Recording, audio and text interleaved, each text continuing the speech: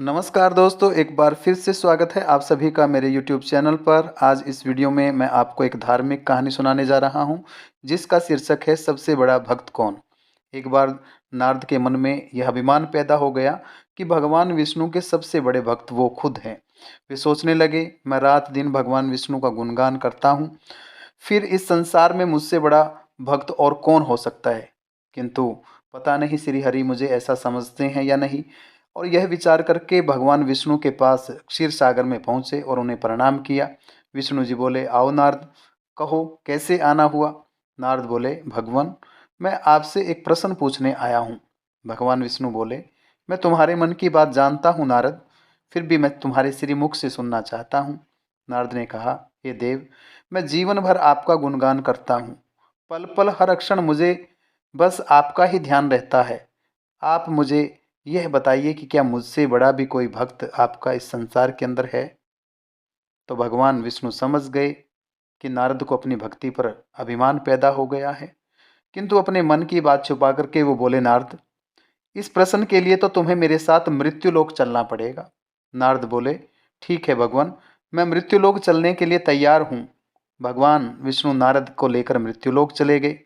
धर, धरती पर पहुंच करके दोनों ने किसान का वेश धारण किया और गांव के किनारे बनी एक झोंपड़ी की ओर चल पड़े। विष्णु बोले, नारद मेरा एक बहुत बड़ा भक्त इस कुटिया में रहता है। नारद को बड़ा आश्चर्य हुआ और मन ही मन बोले, क्या कोई मेरे से बड़ा भी भक्त आपका हो सकता है। तो भगवान विष्णु बोले कि आओ स्वयं जान जाओगे। उस समय किसान कुटिया के बाहर अपनी गाय को बांध रहा था और किसान मन ही मन में भगवान श्री हरि का नाम ले रहा था। और दोनों जब उस किसान के पास गए तो किसान ने हाथ जोड़ करके उनका स्वागत किया और उनसे निवेदन किया कि बताइए मैं आपकी क्या सेवा कर सकता हूँ। किसान वेशधारी भगवान विष्णु ने कहा, हम नगर जा रहे हैं पर अंधेरा हो गया है, वन में जंगली जानवर है, हमें डर लगता है, हम चाहते हैं कि रात को आपकी कुटिया में रुक जाएं। किसान ने प्रसन्न भाव से कहा, मेरी कुटिया में आपका स्वागत है, जो भी मेरे घर में रूखा सूखा है वो आपकी सेवा में हाजिर हो जाएगा। भगवान ने मुझे आप लोगों की सेवा करने का अवसर दिया है, यह उनकी मेरे ऊपर बहुत बड़ी कृपा है। तो ऐसा कहकर के किसान ने उन दोनों के लिए बिस्तर लगा दिए और अंदर जाकर के अपनी पत्नी को कहा कि हमारे घर में दो अतिथि आए हैं।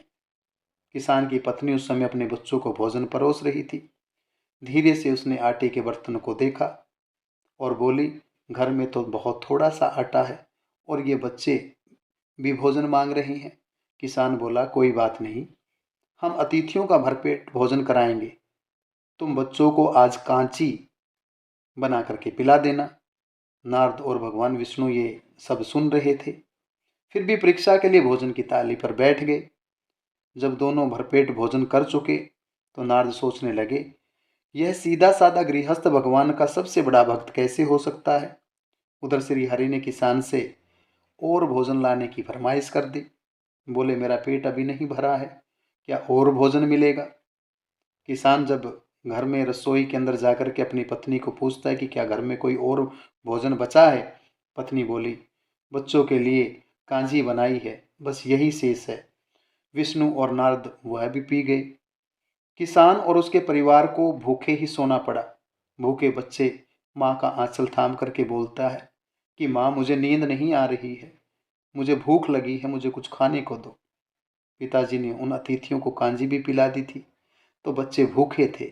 किसान ने बच्चे के सर पर हाथ फेरते हुए कहा, अतिथि को भोजन कराना स्वयं भगवान विष्णु को भोजन करवाना है, तुम चिंता मत करो, भोजन का प्रबंध कल को कहीं ना कहीं से हो जाएगा और तुम्हारी भूख शांत हो जाएगी। भगवान विष्णु ने कहा, तुमने सुना नारद, किसान और उसके परिवार को भोजन नहीं मिला, फिर भी वह मेरे गुण गा रहे हैं। यह तो कुछ भी नहीं, मैंने तो कई कई दिनों तक भूखे रहकर आपका स्मरण किया है। जब अगली सुबह हुई तो किसान दोनों अतिथियों के सामने हाथ जोड़ के खड़ा है और पूछ रहा है कि भगवान, क्या आपको रात में कोई कष्ट तो नहीं हुआ। आपका जितना मन करे आप मेरी कुटिया में रुके, अब मुझे खेत में जाना है, आप तब तक विश्राम कीजिए। तब दोनों अतिथि किसान से बोलते हैं कि हम भी आपके साथ खेत में जाना चाहते हैं, अगर आपको कोई आपत्ति ना हो। और इतना कह कर के नारद और विष्णु भगवान किसान के साथ उसके खेत में गए। किसान बोला, यही है अपना खेत, अब मैं अपना काम करूँगा, गोविंद हरि हरि। नारद बोले, तुम तो सत्पुरुष हो, भगवान के बड़े भक्त हो, हर घड़ी उनका नाम लेते हो। किसान बोला, अरे कहाँ, काम से जब भी थोड़ा बहुत समय मिलता है तभी उनका नाम लेता हूँ। नारद ने पूछा, कब कब मिलता है समय आपको? किसान बोला, सुबह उठता हूँ तब, रात को सोता हूँ तब, और दिन में जब भी काम से समय मिलता है तब। इसके बाद भगवान विष्णु और नारद ने उस किसान से विदा ली और रास्ते में बातचीत करते करते नारद भगवान विष्णु से बोले, भगवान आपने सुना, वो किसान केवल दिन में 2-3 बार आपका सुमिरन करता है, जबकि मैं हर समय ध्यान करता हूँ, फिर भी आप उसे महान भक्त बताते हो। नारद की बात सुनकर के श्री हरि चुप रहे, किंतु मन ही मन उन्होंने फैसला कर दिया कि इसका प्रमाण भी मैं तुम्हें दूंगा नारद।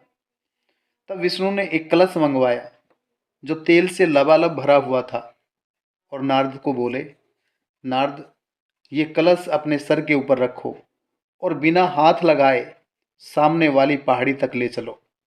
ध्यान रहे, इस कलश में रखे तेल की एक बूंद भी जमीन के ऊपर नहीं गिरनी चाहिए। नारद बोले, महाराज ये काम तो बहुत कठिन है। और इतना कहकर नारद ने कलश सिर पर रख लिया और पहाड़ी की ओर चल दिए। नारद पहाड़ी तक गए और लौट आए। विष्णु भगवान बोले, नारद तुम आ गए, ठीक है, अब मुझे एक बात बताओ कि तुम उस पहाड़ी तक जब गए तुमने कितनी बार मेरा स्मरण किया?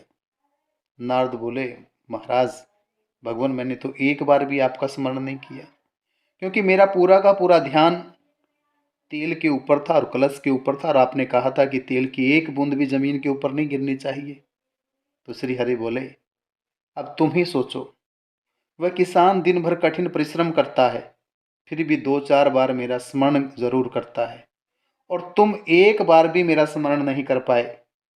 विष्णु की बात सुनकर नारद के अंतर चक्षु खुल गए। वह श्री हरि के चरणों में गिर करके बोले, मान गया प्रभु, जो संसार के झंझटों में रहकर भी आपका स्मरण करता है वही आपका सबसे बड़ा भक्त है। तो इस कहानी से हमें शिक्षा मिलती है कि जीवन के अंदर हताशा निराशा के बीच में जो व्यक्ति परमात्मा को याद रखता है वही ईश्वर का, उस परमात्मा का, उस भगवान का सबसे बड़ा भक्त होता है। और जो व्यक्ति विपरीत परिस्थितियों के अंदर आकर के भगवान का सुमिरन करना भूल जाता है वो कभी भगवान का बड़ा भक्त नहीं हो सकता। जिस प्रकार से किसान भूखे पेट रह करके भी अपने अतिथियों का सम्मान करता है, घर में बच्चों के लिए भोजन नहीं है, फिर भी वह किसान अतिथियों को देव तुल्य मानता है और अपना भक्ति भाव दिखाता है, और अतिथियों को भोग लगाना भगवान विष्णु को भोग लगाने के बराबर समझता है। तो इस कहानी से हमें शिक्षा मिलती है कि हमें विपरीत परिस्थितियों में कभी अपने धैर्य को कम नहीं करना चाहिए और ईश्वर की सत्ता और उसकी वास्तविकता में हमेशा विश्वास रखना चाहिए। जो विपरीत परिस्थितियों में ईश्वर की सत्ता और अस्तित्व में विश्वास रखता है और आस्तिक होकर के धैर्यपूर्ण उसका मुकाबला करता है, वही सच्चा भक्त होता है, वही सच्चा भक्त होता है। उम्मीद करता हूँ कि आपको मेरी ये वीडियो अच्छी लगी होगी। अगर आपको मेरी ये वीडियो, ये मेरी कहानी अच्छी लगी हो तो इस कहानी को लाइक करना, शेयर करना और मेरे चैनल को सब्सक्राइब करना।